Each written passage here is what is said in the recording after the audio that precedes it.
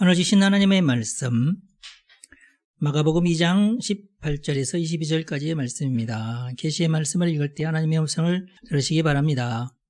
요한의 제자들과 바리새인들이 금식하고 있는지라 사람들이 예수께 와서 말하되 요한의 제자들과 바리새인의 제자들은 금식을 하는데 어찌하여 당신의 제자들은 금식하지 아니하나이까? 예수께서 그들에게 이르시되 혼인집 손님들이 신랑과 함께 있을 때에 금식할 수 있느냐? 신랑과 함께 있을 동안에는 금식할 수 없느니라. 그러나 신랑을 빼앗길 날이 이르리니 그날에는 금식할 것이니라. 생배 조각을 낡은 옷에 붙이는 자가 없나니 만일 그렇게 하면 기운 새 것이 낡은 그것을 당기어 헤어짐이 더하게 되느니라. 새 포도주를 낡은 가죽 부대에 넣는 자가 없나니 만일 그렇게 하면 새 포도주가 부대를 터뜨려 포도주와 부대를 버리게 되리라. 오직 새 포도주는 새 부대에 넣느니라 하시니라. 아멘.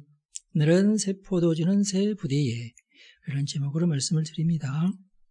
오늘 말씀의 주제는 율법주의와 우상타파. 오늘은 율법주의에 관한 얘기를 하겠습니다. 오늘 말씀은 예수님께서 율법주의에서 벗어날 수 있는 지혜를 우리에게 가르쳐주고 계시는데요. 새 포도주가 되어서 새 부대에 담겨야 됩니다. 이게 오늘 주제입니다. 여러분들이 다 새 포도주가 되시고 새 부대에 담기시기를 간절히 바랍니다. 기독교 율법의 목적은 하나님 사랑, 이웃 사랑이죠. 이건 절대 변하지 않는 율법의 아주 중요한 목적입니다. 근데 율법의 부수적인 효과도 있어요. 이 율법을 잘 지키면 공동체가 화합을 하고 질서가 유지가 됩니다. 그리고 행복하게 되고 평안하게 됩니다. 그래서 행복하고 평안한 삶을 유지하는 데는 기독교 율법만한 게 없어요. 아주 좋아요. 효과가 좋죠. 근데 율법의 목적이 하나님을 사랑하는 것, 이웃을 사랑하는 것, 이렇게 귀결이 되죠. 그런데 이 율법이 목적의식을 상실하더라도, 그래서는 안 되는데 상실하더라도 통치의 도구로서도 효과적이에요. 그래서 사랑이 빠진 채 율법만 우선시하는 경향이 생기게 됩니다. 그래서 우리는 그런 현상을 율법주의라, 율법밖에 없다, 사랑이 없는 율법밖에 없다, 그래서 율법주의라 그렇게 얘기를 해요. 그래서 율법주의 현상이 일어나면, 물론 이제 기독교계만 그런 것이 아니라 세상의 모든 것들은 이런 식으로 그 원래의 정신이 상실되고 껍데기만 남게 될 때에 우리는 그걸 율법주의라고 그러는데, 그래서 이제 그 율법주의를 가지고 자신도 거기에 올가매에 들어가고 그걸 가지고 다른 사람도 올가매려고 할 때에 율법주의가 되는 거예요. 율법주의 현상을 몇 가지 제가 간추려 봤어요. 자기 입맛에 맞도록 원리의 율법 정신을 왜곡하여 적용하는 현상이 나타납니다. 그리고 율법주의에 빠진 사람들은 어딘지 모르게 자연스럽지 못하고 분위기를 잘 타지 못하는 현상이 나타나요. 혹시 내가 그러지 않나 여러분 한번 점검하시기 바랍니다. 그 다음에 율법주의는 시대착오적이면서 효율적이지를 못해요. 뭔가 효율적이지 못하다는 느낌을 받는다. 도대체 누가 율법주의인지는 모르겠어요. 각자가 가지고 있는 율법이 있으니까. 대체적으로 율법주의에 빠진 사람들은 고집스럽고 목이 곧습니다. 자존심이 세요. 그래서 너무 센 나머지 핵존심이라는 말까지 나올 정도로 자기하고 다른 것을 비판적으로 배척을 하고 스스로 옹호하려고 하는 생각에 매몰되는 그런 현상이 생깁니다. 그리고 자기와 다른 세계관이 있는 친구가 없어요. 그러다 보니까 더 한쪽으로 생각이 굳어버리죠. 대체적으로 이런 사람들이 비도덕적이고 상대방을 무시하는 현상이 크고, 율법주의자가 되면은 상대방을 무시하는 현상이 커진다고 말해요. 그리고 아주 좋지 않는 행동인데 자신의 율법과 다른 사람을 정죄합니다. 그리고 마지막으로 결정적인 사건이 터지기 전까지는 자기가 율법주의에 빠져 있다는 사실을 몰라요. 결정적인 사건이 터지고 한번 망해봐야 내가 뭔가 잘못했구나 이렇게 깨닫게 되는 현상이 생깁니다. 그리고 레밍스 현상도 있어요. 집단적으로 몰려다닙니다.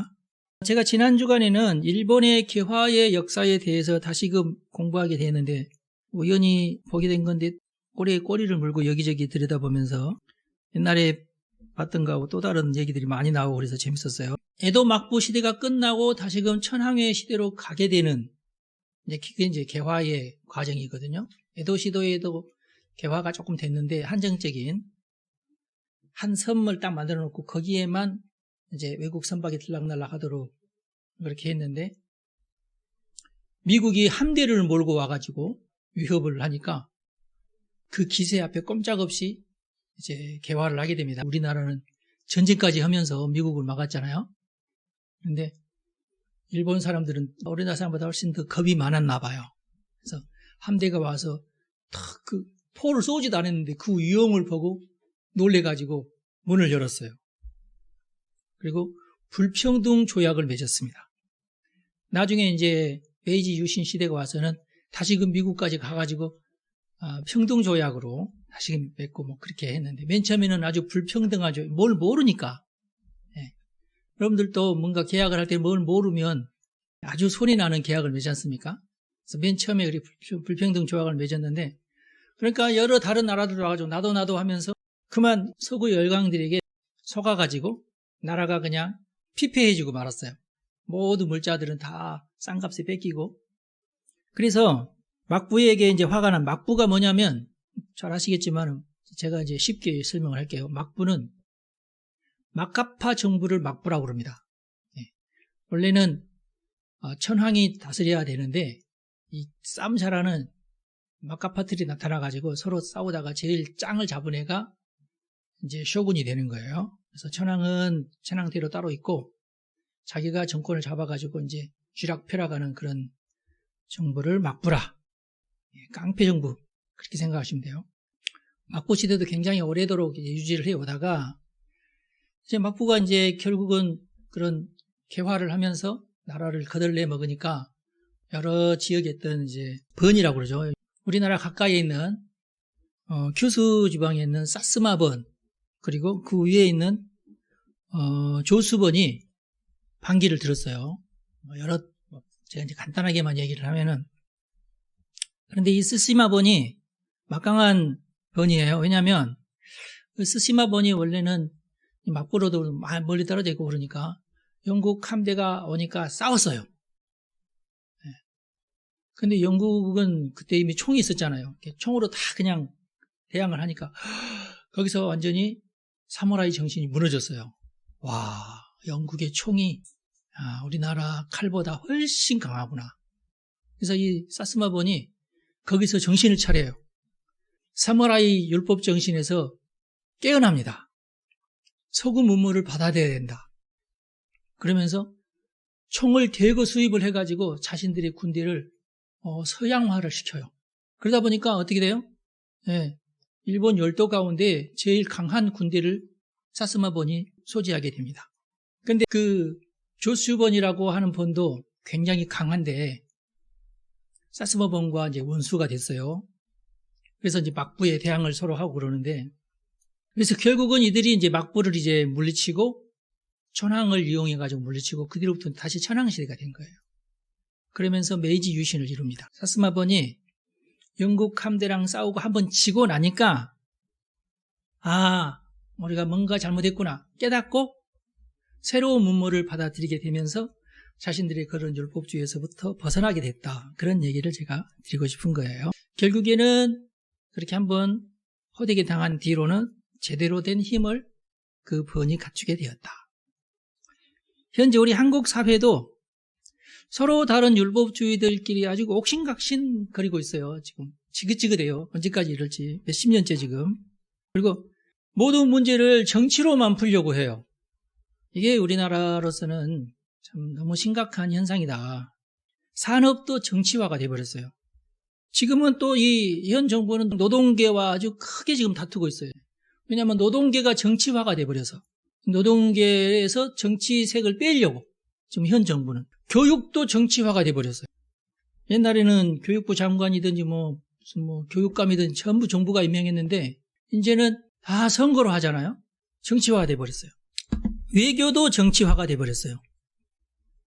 외교만큼은 이게 변함이 없어야 되는데 정권이 바뀔 때마다 외교가 바뀌어요 지금. 완전히 이 외교 자체가 5년 단위로 확확 바뀌는 그런 이상한 나라가 돼버렸어요. 안타깝죠? 군사도 그렇습니다. 지난 5년 동안 했던 군사행위는 완전히 사라지고 다시금 이제 5년 동안 새로운 군사행위가 또 이루어져요. 지난 5년 동안은 하여튼 이런저런 핑계로 한미연합훈련 안 했잖아요. 지금은 들어서자마자 연합훈련 하기 시작하고 지금도 이 훈련하고 있어. 이렇게 그냥 5년 단위로 막 바뀌어요. 군사도. 문화도 그렇습니다. 문화도. 아주 혼돈 상태예요. 그리고 지금 우리 사회는 이제 이념율법주의 때문에 부작용이 아주 심해졌어요. 제가 제일 볼 때 우리 피부에 와 닿게끔 잘못된 율법주의는 바로 이념율법주의다. 이 이념율법주의의 타겟이 성경적 세계관을 무너뜨리는 데 타겟이 있어요. 그래서 제가 자꾸 이걸 얘기하는 거예요. 성적 지향 합법화 운동. 이게 결국은 이게 다른 게 아니에요. 성적 지향 합법화 운동은 동성애자들을 위한 법이 절대로 아니고 교회를 무너뜨리기 위한 법입니다. 목적이 그거예요. 여러분 가운데 동성애자들에게 어떤 도움을 주거나 그들에게 박수치고 싶은 사람 있나요? 이 율법주의자들도 그럴 마음이 전혀 없어요. 그냥 이들을 그냥 이용해 먹으려는 거지. 정치적으로 이용해 먹으려는 거지. 세상에 어느 누가 동성애자들을 잘한다고 박수 쳐주고 도와주고 그러려는 마음을 품은 사람이 어디 있겠어요? 아무도 없어요. 공산당들은 그걸 도와주나? 절대 그렇지 않아요. 그냥 정치적인 도구일 뿐입니다. 그런데 그걸 이렇게 합법화하려고 부단 예를 쓰는데 아직까지 못하고 있죠. 우리나라에서는 사실 힘들긴 하지만은. 그 다음에 여성주의. 지금은 그래도 예전하고 많이 다르게 제가 체감으로 느끼기로는 여성주의에 대해서 반감이 일어난 것이 지난 정부 시절이에요. 지난 정부 시절부터 여성주의에 대한 반감이 굉장히 많이 거세지고 있습니다. 그 다음에 환경주의. 환경주의에 대한 반감은 아직까지는 좀 덜한 것 같은데 그러나 환경주의에 대한 반감이 있는 사람들이 계속해서 지금 활동을 하고 있긴 해요. 그 다음에 우리 기독교가 제일로 지금 경계해야 될 대상이 세속주의입니다. 세속주의. 근데 이 이념율법주의자들이 지금 노리고 있는 게 이거죠. 법으로 제정을 하려고 그래요. 이 세속주의를. 부도덕함을 법으로 만들려고 그래요. 온 국민이 대항을 하면서 막고 있어서 그렇지 이들의 목적이 도덕을 입법화하려고 합니다. 근데 나쁜 도덕이에요. 좋은 도덕이 아니라. 나쁜 도덕을 법제화해서 이것을 막지 못하도록, 법이 막지 못하도록. 근데 과거에는 종교에 관련된 그리고 도덕에 관련된 것인데 이것을 입법화하려고 그래요. 참 대단한 노력들이죠. 근데 굉장히 열심히 해요. 이걸 막아야 되는데 하여튼 한국 교회도 여전히 유교적 기독교 형태의 율법주의에서 벗어나지 못하고 있어요. 굉장히 많이 벗어나긴 했는데 100년 전에 한국 기독교는 거의 유교하고 비슷비슷한 것이 많았거든요. 제가 교회 다니기 시작할 때도 굉장히 많았어요. 근데 지금은 정말 많이 사라지긴 했죠. 많이 사라지긴 했는데 여전히 곳곳에 이런 잔재들이 남아있긴 합니다. 총회 헌법부터 고쳐야 되는데 제가 볼 때는 이거 불가능할 것 같아요. 100년 전에 만들어진 헌법이거든요. 총회 헌법이. 근데 여기에서 벗어나지 못하고 있어요. 그래서 교회를 핍박하고 교회를 비난하는 모든 시도에 대해서 꼼짝달짝 못하고 어떤 대책도 만들어내지 못하고 있는 그런 상황이에요. 비교적 개톨릭이나 불교계는 재산이 많거든요. 개신교가 원래 재산이 더 많아야 되는데 왜 그러냐면 개신교는 그 모든 재산을 다 해외에 선교하는데 다 선금하다 보니까 남아있는 돈이 얼마 없어요. 예. 교회가 그렇잖아요. 교회가 재산을 막 쌓아놓고 사는 것은 좀 이상하죠. 그때그때 헌금해가지고 또 바로바로 또 복음 전파에 사용하고 그래야 되니까. 그러다 보니까 대언론 정책, 대정부 정책을 못하는 거예요.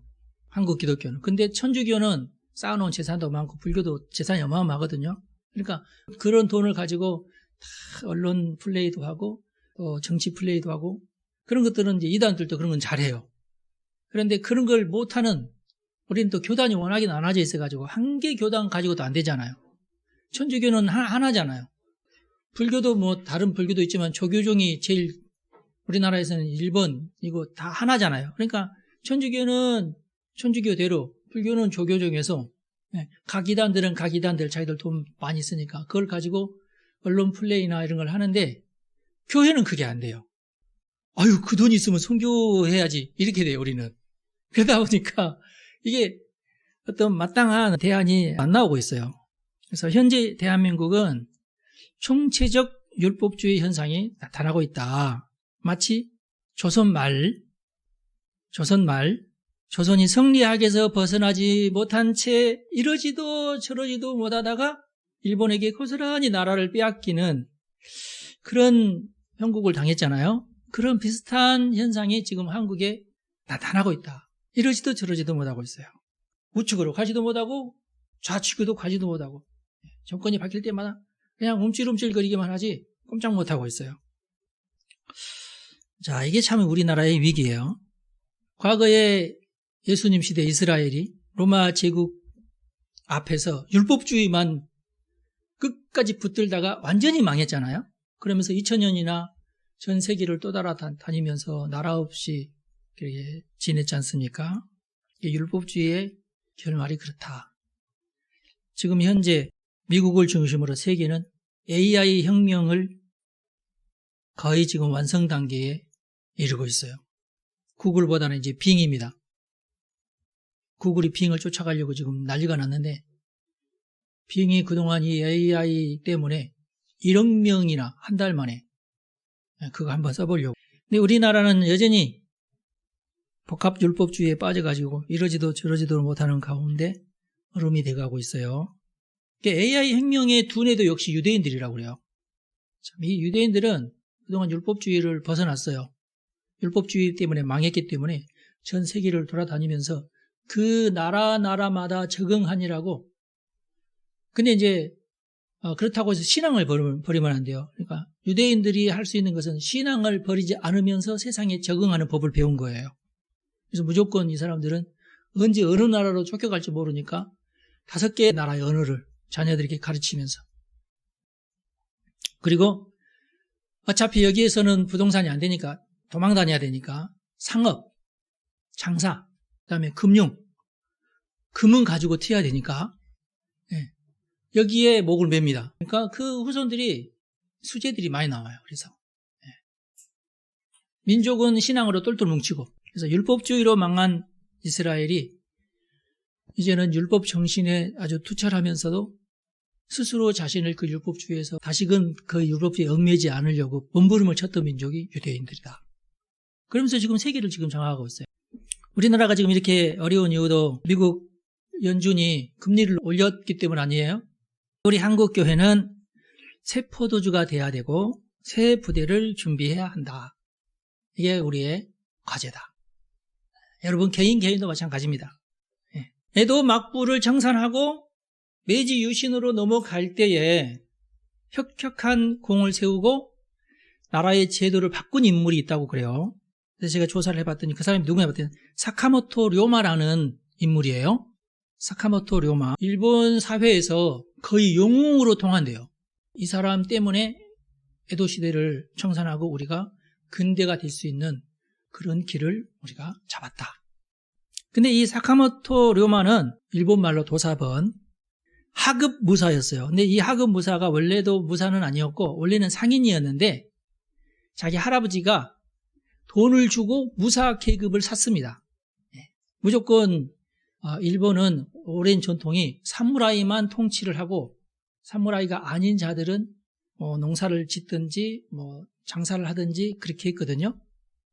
그래서 이 농사를 하거나 장사를 하는 사람은 사무라이가 칼을 휘둘리면은 꼼짝을 못해요. 누구든지 사무라이 앞에서는 예하고 고개를 숙여야지. 만약 잘못했다가는 사무라이는 무조건 패입니다. 아무나 패입니다. 그냥. 그래서 이 상인이면서 자신의 정체성을 빨리 사무라이로 바꾼 가문이에요. 카멜레온처럼 자신의 정체성을 시대에 맞게 변경할 줄 아는 가문이었다. 그런 뜻입니다. 이 사람은 자기도 이제 비록 하급 무사지만은 열심히 칼제비가 돼야 되겠다고 열심히 무술을 연마를 합니다. 그런데 어떤 스승에게서 이 스승이 누구냐면은 에도 막부 시대 때 유럽으로 한번 견학을 갔다 온 사람이에요. 그러면서 여기에서 많은 것을 배웁니다. 프랑스에서 신세계 문물을 배우고 독일에 가서 헌법 정신을 배우고 막 그랬어요. 그래서 이 사람이 이걸 사카모토 료마에게 가르쳐 줍니다. 그래서 이 사카모토 료마가 그 사람을 스승으로 삼아요. 아, 맞아. 우리나라는 이래야 된다. 하면서. 근데 이 사람이 이제 그 재능이 상인 아니에요, 상인. 물건을 사고 파는 거. 그래서 협상을 잘하고 하는 그런 특징이 있어요. 가만히 보니까 이 막부를 어떻게든지 없애야 되는데 이 막부를 없앨 만한 힘은 아까 제가 얘기했던 그 두 개의 현밖에 없어요. 그러니까. 근데 이 두 개의 현이 서로 이제 아웅다웅 이렇게 싸우니까 이 두 현을 사이좋게 만들어가지고 막부를 대항하게 하면은 이 나라가 변화할게. 이 생각을 해요. 상인의 머리에서 나오죠. 사무라이의 머리에서 이 생각이 나오지 않고 상인의 머리에서는 이 생각이 나옵니다. 그래서 이 젊은 친구가 이 두 번을 오고 가면서 화해를 시켜요. 그리고 이 현에 없는 것을 이 현을 통해서 주고, 이 현은 뭐가 없냐면은 총이 없어요. 총을 살 수 있는 권한은 이 현이 가지고 있어. 이 번이 가지고 있습니다. 그래서 야, 당신이 권한을 나한테 줘서 내가 저기 가서 팔 테니까 거기 가서 내가 쌀을 사. 이게 또 쌀이 없고 그래서 쌀을 사가지고 갖다 주고 그러면서 두 번이 군사적으로 성장하게끔 만들어줍니다. 그리고 서로 다리를 놔가지고 너네들끼리 동맹을 해라 하고 동맹을 만들어줘요. 이 젊은이가. 훌륭하죠? 그리고는 이제 천황에 가서는 새로운 정부는 이러이러 해야 됩니다. 라고 가이드를 해줘요. 근데 막부로서는 이놈이 아주 죽일 놈이죠. 그래서 막부에서 암살자를 보내가지고 죽여버려요. 31살 꽃다운 나이에 죽어요. 근데 이 양반이 이렇게 짜놓은 판대로 세상은 흘러가가지고 정말로 나라가 막부를 해체하고 천황 중심의 새로운 세대를 엽니다. 그게 메이지 유신인데 이 메이지 유신 때에 이 사람이 만들어 놓은 정책을 그대로 수용을 하면서 크게 성장을 하게 돼요. 나라가. 한 사람 똑똑해서 이렇게 된 겁니다. 여러분, 우리나라도 이승만 대통령이 젊어서 나라를 걱정하면서 1899년 원래는 이 세계 열강이 우리나라부터 문호를 개방하기 위해서 애를 썼지만 우리나라가 문호를 개방하지 않으니까 일본으로 간 거거든요. 일본은 섬나라가 우리는 대륙에 붙어 있는데 우리나라가 개항을 하면은 훨씬 좋죠. 중국으로도 바로 만주로 바로 올라가니까 훨씬 지리적으로 좋은 위치에 있었음에도 불구하고 조선이 절대 안 돼! 이러면서 우리는 세국을 하는 바람에 그 기회를 놓친 거예요. 우리나라가 만약 그때 한 200년 전이라도 일본보다도 먼저 개화를 했더라면 우리가 일본한테 당하지 않았을 거예요. 근데 우리는 지금 너무 늦었죠. 그러니까 일본에게 당하고 나서야 이제 아이고 이거 큰일 났구나 그렇게 된 거죠. 당시 이승만이가 젊어서 나라를 걱정하면서 무슨 계략을 꾸몄냐면은 고종을 폐위시켜야 된다. 이게 도저히 고종으로는 안 된다. 이 고종과 민비가 그때 했던 짓이 어마어마하게 잘못한 짓을 많이 했어요. 근데 이제 역사를 왜곡하는 자들이 그 사실을 숨깁니다. 민비가 했던 어마어마한 잘못된 것들을 숨겨요. 그러면서 그렇게도 일본은 싫어하면서 민비는 또 명성황후라고 그래요. 그리고 민비는 그냥 민비지 사실 황후급이 아니에요. 그런데 명성황후라는 이름으로 그렇게 추앙을 합니다. 반의를 하지를 말든지 명성황후라고 하지를 말든지 그래야 되는데 좀 이상해 하여튼. 그래서 그 사실 너무나도 잘 알고 있는 이승만 씨가 당시에 젊은 사람이 고종 황제를 아무래도 폐위를 해야 된다. 그런 음모를 꾸밉니다. 그런데 이게 이제 새 나가가지고 고종이 잡아서 그 일당들을 한성 감옥에 쳐넣어버려요. 그래서 한성 감옥에서 5년 7개월간 갇혀 살다가 그곳에서 하는 일이 없어서 성경 공부를 하다가 성령을 받아요. 그러면서 이승만이 이제 진정한 기독교인이 됩니다. 한성 감옥 안에서. 근데 이제 민비의 아주 먼 친척 가운데 민영환이라는 사람이 있었는데 민영환은 들어보셨죠? 이 민영환이라는 사람이 그래도 나라를 생각하는 마음이 깊어가지고 안 되겠다. 그때도 이제 이승만이는 이제 천재로 알려졌었거든요. 당시에. 그래서 저 청년을 아무래도 죽게 하면 안 된다. 고민 생각하다가 저 청년은 차라리 영어도 잘하고 그러니까 당시에 제일 영어 잘했던 사람이 이승만입니다. 배제학당에서 영어 공부를 했어요. 배제학당 졸업식 때에 영어로 연설하신 분이십니다. 이승만 청년이. 그래서 저 청년 정말 똑똑한데 저 청년은 감옥에서 썩게 하면 안 되고 미국으로 보내야 되겠다. 이런 마음을 먹어요. 그러면서 고종 왕자한테 저 젊은이는 우리가 특사로 특별 사면을 해서 미국으로 보냅시다. 그게 좋게 똑똑하니까 미국 가서 밀사로 보냅시다. 밀사로. 그렇게 고종을 설득을 해요. 민영환이가. 그래서 고종이 듣고 보니 참 자기 같은 이시고 만약에 이승만 대통령의 16대 선조가 만약에 왕이 됐다면 하여튼 그렇게 따지고 보면 지가 왕대의 사람이 돼. 이승만을 연구한 사람들이 그런 식으로 얘기를 해요. 네. 그래서 그래도 이승만이가 그래도 우리 혈족인데 아깝다. 천재라고 그러는데 그러면서 오케이 해서 특사로 풀려납니다. 특사로 풀려나가지고 미국으로 망명을 해요. 근데 이승만 대통령이 그때 미국에 가가지고 미국을 보면서 깜짝 놀라죠. 신세계가 여기에 있구나. 그러면서 미국 문물을 이 천재가 쭉쭉쭉 빨아들입니다. 그러면서 미국 사람들을 많이 사귀어요. 그 사귄 중에 제일 유명한 사람이 우리가 알고 있는 메가더 장군이에요. 같은 학교를 다니면서. 그러면서 전 세계를 돌아다니면서 네이션 빌딩, 국가를 세우는 작업을 합니다. 어떻게 우리나라를 세울까? 이 연구를 위해서 평생을 바쳐요. 그래서 계속 이 사람은 이제 그 집필가거든요. 계속 신문을 발행하면 해외에서 하와이에서 특별히 신문을 발행하면서 독립운동을 합니다. 김구와는 달라요. 김구는 원래 깡패 출신이고 원래 이제 주먹잡이 하던 사람이고 원래 또 이제 그 김구는 저쪽 그 동학혁명 출신이에요. 동학혁명을 하다가 싸움을 너무 잘해가지고 한 부대의 부대장이 되기도 하고 그랬어요. 그러다가 이제 중국으로 도망가가지고 거기서도 이제 약간 그 암살 뭐 이런 거 있잖아요. 우리 총 쏘고 뭐 이렇게 일본하고 이제 몰래 가가지고 이제 간첩질하고 이런 거 있잖아요. 그런 것을 했던 사람이 김구고 이승만 대통령은 펜으로 독립운동을 했던 분이시고 그러면서 하와이에서 신문사를 경영하면서 계속 신문을 발간을 하면서 펜을 써요. 나라에 대해서 나라는 이래야 된다 이런 말을 하면서 그 신문을 이제 조선으로 막 보내면서 하와이에 있는 우리 교포들이 그때 굉장히 많았는데 다 예수 믿는 사람들이고 그래서 그 사람들이 헌금을 해서 독립자금을 만들고 그 자금을 가지고 신문을 만들고 그랬던 그렇게 이제 펜을 가지고 독립운동을 했던 사람이고 김구는 총 가지고 독립운동을 했던 사람이고 그래요. 그래서 해방이 됐을 때에 온 국민이 열망했던 사람이 누구냐면 이승만입니다. 이 사람은 천재고 이 사람이 이 나라를 대표해야 된다. 이런 생각이 온 국민들이 다 가지고 있던 생각이에요. 김구도 그걸 잘 알아요. 하여튼 이승만 대통령이 성령 받고 비로소 새 포도주가 되었던 것입니다. 그래서 우리 하나님이 그를 위해서 새 부대를 예비하셨고요. 근데 이제 기록을 보면은 이승만 대통령도 인간적으로는 여러 가지 고지식한 면이 많고 고집도 세고 그랬어요. 하여튼 이 시가 다 그러진 않지만 그렇지만 하나님의 나라 새 나라를 세워야 되겠다는 일념과 열정만큼은 대단했어요. 거기에 온몸을 불살랐습니다. 아주 적극적이었어요.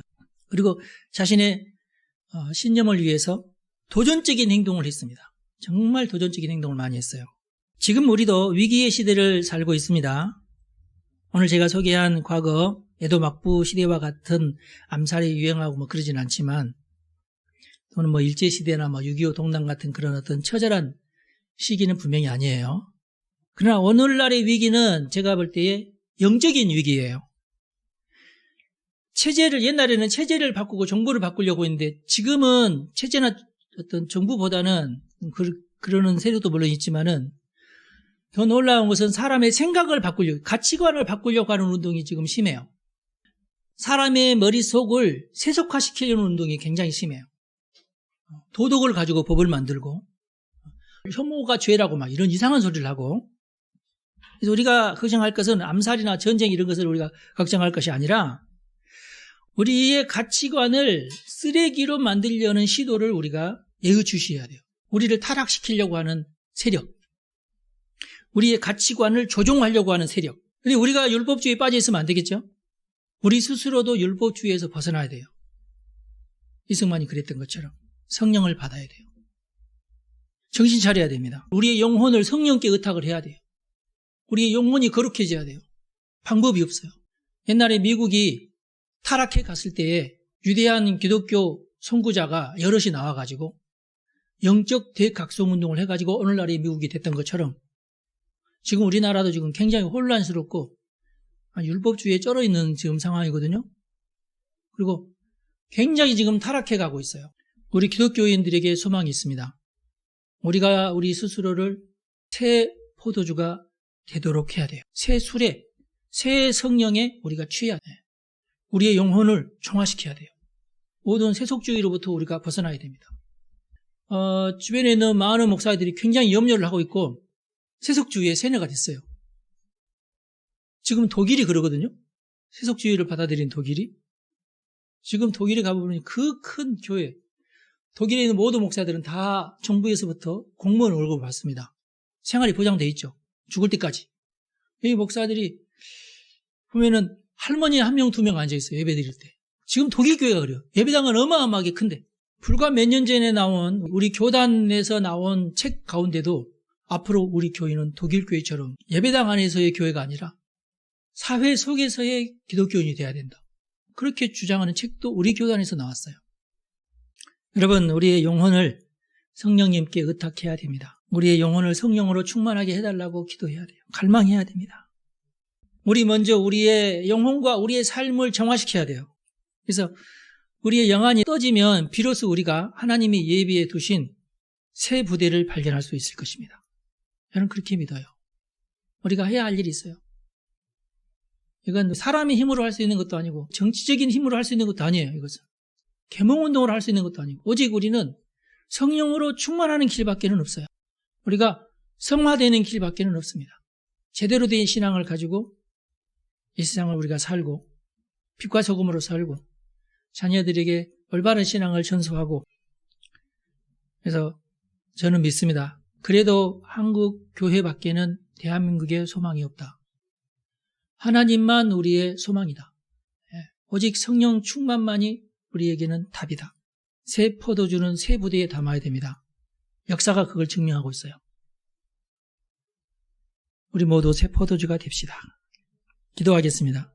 하나님, 우리 성도들을 축복합니다. 우리 모두가 새 포도주가 되게 하여 주옵소서. 바로 내가, 그리고 우리가, 우리 한국교회가 새 포도주가 되기를 소망합니다. 우리의 영안을 열어주십시오. 우리의 영안이 열려서 우리를 위해서 예비하신 새 부대를 발견하게 도와주십시오.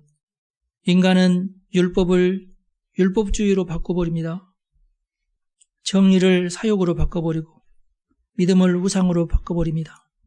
사랑을 율법주의로 바꿔버린 우리, 그리고 우리 한국교회가 회개합니다. 성령님, 우리의 영혼을 성령으로 충만케 하옵소서. 우리 속에 있는 모든 세속을 예수의 보혈로 씻어주시고 우리를 새롭게 하여 주옵소서. 우리 주 예수님의 이름으로 기도합니다. 아멘. 여러분 축복합니다.